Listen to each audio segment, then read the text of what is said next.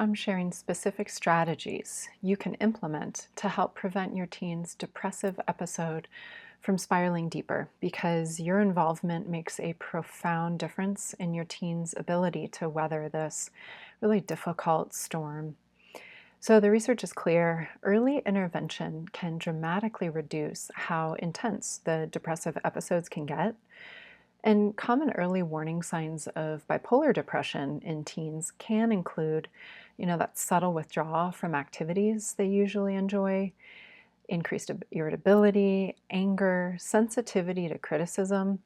Maybe they talk about being bored, changes in sleep patterns, decreased energy for basic tasks, expressions of hopelessness, sometimes disguised as sarcasm, and sometimes physical complaints like headaches or stomach aches or feeling heavy.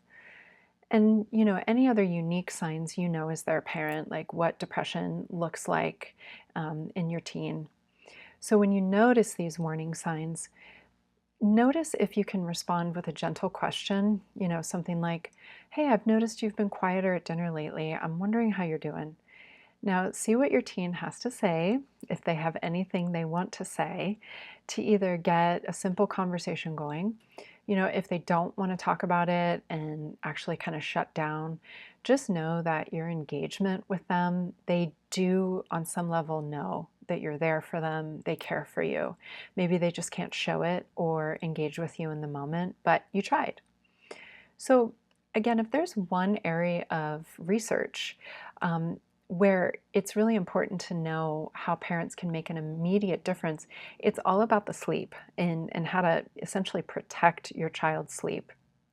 Dr. Allison Harvey, who's at UC Berkeley, she's conducted extensive sleep research in children and adolescents. And her research shows that sleep disruption can be both a trigger for depression and also a consequence or a symptom of depression, which is tough stuff because it could be one or the other or both. So, her studies demonstrate that teens with bipolar disorder who maintained regular sleep patterns actually had 50% fewer depressive symptoms than those with irregular sleep. So, when you notice your teen beginning to slip into depression, here we go. Maintain or try to maintain consistent sleep wake times, even on the weekends, and try to keep your teen sleep schedule within a 1 hour range of difference. Create a technology curfew. So, studies show that the blue light from screens disrupts melatonin production, which disrupts the sleep wake cycle. So, stop screen use, at least 1 hour before sleep, if not more. Consider and talk with your teen if they would consider wearing blue light blocker glasses while they're on screens. And also establish some sort of family rule that devices should only be charged outside of the bedrooms at night so there's no ability for them to, reach for the technology when they can't sleep. And here we go, address insomnia right away. So if your teen has trouble falling asleep, see if they'll have a buy-in into doing some sort of relaxation technique, taking a warm bath, a hot shower, engaging in progressive muscle relaxation, listening to a guided imagery meditation, listening to soothing or nature sounds on a sound machine, noticing if they are okay with falling asleep in a really, really dark bedroom, seeing if prescribed medication or supplements may help with the insomnia. Now, on the other side of the coin, keep an eye out for oversleeping, which can also be a symptom of depression. So, while adequate sleep is essential, excessive sleep can actually worsen depression. So, if your teen is sleeping more than 10 or 11 hours on a regular basis, gently encourage them to get up using natural light exposure, or if daylight is minimal, consider using a light therapy lamp to help them wake up. And just know, and you might already know or have experienced how hard it is to wake up your teen in the morning if they're in a depressive episode. So just do your best. And you probably already know that it takes a pretty long period of time for them to fully wake up. So when depression begins to show itself, your teen's ability to initiate even basic activities and do basic tasks diminishes. So you providing external structure can prevent the downward spiral of inactivity that deepens depression. Some evidence-based approaches include maintaining daily rhythms. So try to again set some routines that help stabilize the mood.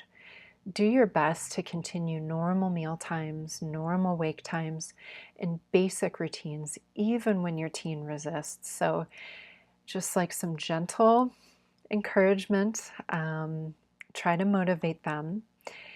And then see if you can break activities into smaller steps. So, instead of saying clean your room, try just put your clothes in the hamper.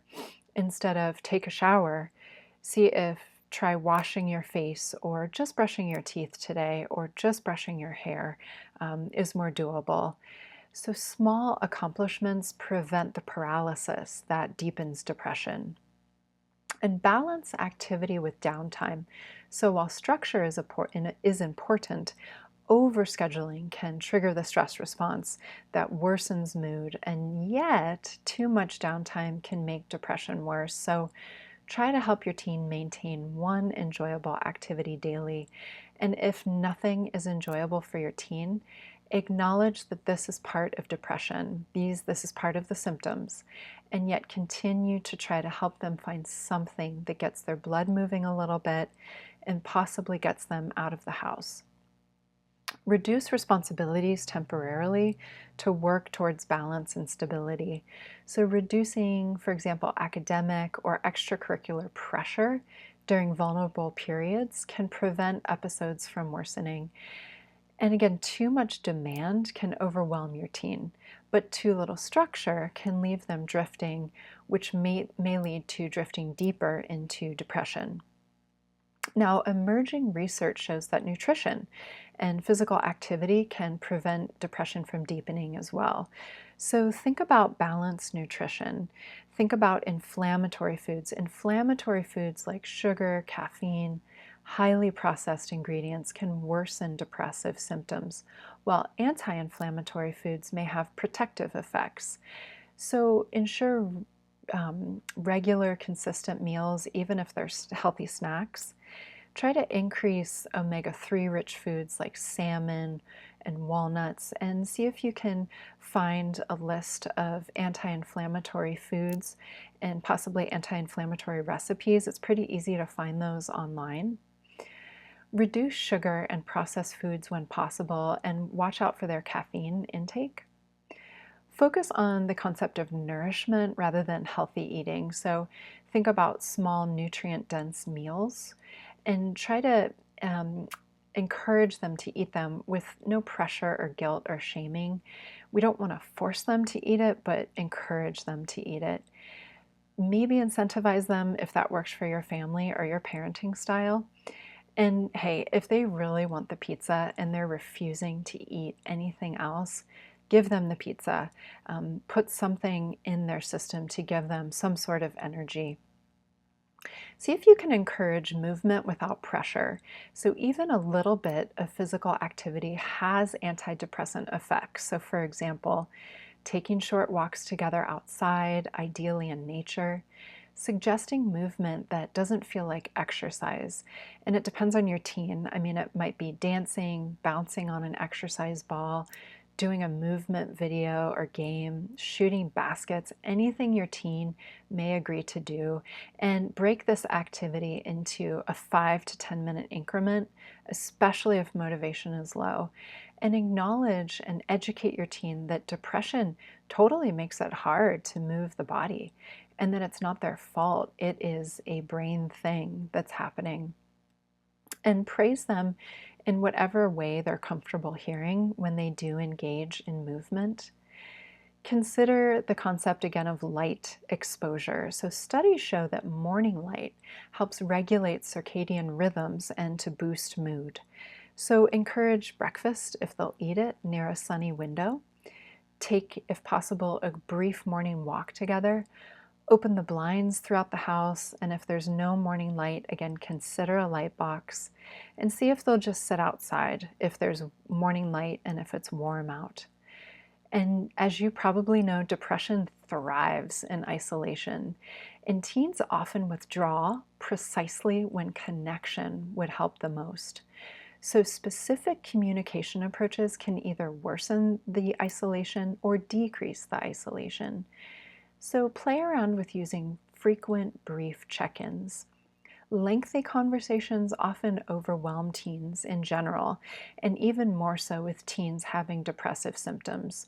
So instead, try short, low pressure interactions, sometimes initiating these questions when walking or doing some sort of side by side activity, because this can help your teen feel more comfortable opening up. Less pressure. Validate them before problem solving. So, validation really needs to come before any attempt to change behavior. So, for example, when your teen expresses hopelessness, helplessness, first just acknowledge what they're going through, like saying something like, "That sounds really overwhelming, but I know that is hard for you, and I see you, and I love you, and I can see why you're feeling this way." Okay, then you might pause before offering your perspective or offering like really simple suggestions. So it's best to keep this perspective short and simple. You can also just focus on your presence over your words. So, nonverbal support, just being there with your teen, significantly reduces feelings of isolation in depressed teens. And maybe doing shared activities that give space and allow for silence or not much talking can be helpful. Or just being with your teen shows how much you care and that they're not alone. Avoid that toxic positivity, so any kind of dismissive positivity, like "you'll feel better tomorrow," actually increases feelings of isolation and shame and the teen feeling like they're doing something wrong. So instead, just again normalize their struggle, saying something like, "Depression is really difficult and it's not your fault. This is a symptom of bipolar. I'm here with you and we're going to get through this together." So address suicide and self-harm directly when needed. So research conclusively shows that asking about suicidal thoughts does not increase risk and may actually reduce it. So calm, neutral, direct questions are really necessary. So for example, saying something like, sometimes when people really feel this bad and they're crashing, they think about ending their life, or they think about what's the point, or they think about wanting to hurt themselves. Are you having any thoughts like that? So, also, medication often is a cornerstone of preventing depressive episodes from getting worse. So, let's talk about medication briefly and maybe talk about it without the power struggle with your teen. So, approaching medication as a collaborative effort between you and your teen can be helpful, but also there's the caveat of if they're really struggling, you might need to take a more directive stance. So, have built in already a system that keeps your teen medication compliant. And this system may need to be tweaked depending on how intense their symptoms are. Always use neutral language about medication so that it reduces stigma and it reduces defensiveness in your teen. Keep an eye out for possible side effects and discuss them with your teen if they're open to hearing about it, or with their provider, what you're noticing. So, also with the depression cycle, watch out for treatment resistant signals. Your teen may very well be showing resistance to treatment when they're having depressed symptoms. So, warning signs may include hiding pills or pretending to take them or refusing to take them, suddenly saying medication is not working, and maybe it's not, making statements about not needing treatment anymore or that it's not working, increase negative comments about providers. And remember, this resistance is the depression talking. And so to this point, know when to start to involve providers. Research shows that parents often wait too long to contact providers during emerging crises or symptoms. So contact providers if the depression symptoms worsen despite adherence to treatment. If your teen shows significant functional decline over 72 hours, if safety concerns emerge, even mild ones, if sleep patterns really drastically change, or if your intuition is just telling you something's wrong, something's off, and something's about to get worse. So, this next topic is often undeniable, and it might be hard to hear, but your ability to take action and sustain taking action and being an effective parent often depends on your own well being. So, parental burnout is one of the strongest predictors of worsening episodes in bipolar teens. And I know it may be hard to hear, but it is so important for you to care for yourself in some way. Now, it probably won't feel like you're fully resourced, but even little things can help. If you're highly stressed, chances are it's going to be almost impossible to parent as effectively as you'd like to. So, here are some self care strategies that might be helpful for you. So, notice and think about if you can implement respite planning. So, planned breaks from caregiving responsibilities are essential. See if you can create some sort of respite schedule where other trusted adults temporarily take over. And you may first need to find these trusted adults. So, know it may take effort and time to find respite resources, but it is totally possible. Join a peer support group. So, often parents in support groups have lower burnout symptoms. They feel more connected to others and learn and have more coping skills.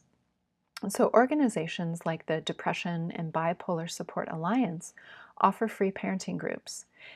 See if you can practice emotional boundaries. So, emotional enmeshment, where parents take on their teen's emotional state, creates negative outcomes. And there can be a really fine line between learning the difference between empathy and absorbing your teen's emotions. And when we absorb our teen's emotions, things get really tricky inside of ourselves. And sometimes we don't parent from a very grounded and centered place, which leads to accessing your own therapy. So many parents who receive their own mental health support had teens with significantly better outcomes because the parents had a neutral, safe place where a professional can help them process their feelings and find new solutions to long held patterns. So remember, taking care of yourself, it's not a luxury or a treat. It's a critical component of your teen's treatment plan. Parenting a teen with bipolar disorder during a depressive episode requires tremendous energy, strength, and patience. And so these strategies we've discussed are drawn from research and lived experiences of families who've walked this path. So remember that progress is not linear. There will be setbacks alongside successes, and many parents have said that the teenage years were some of the hardest years working with and dealing with the bipolar illness. But each time you implement these strategies, you're building resilience and you're building wellness, both in yourself and in your teen.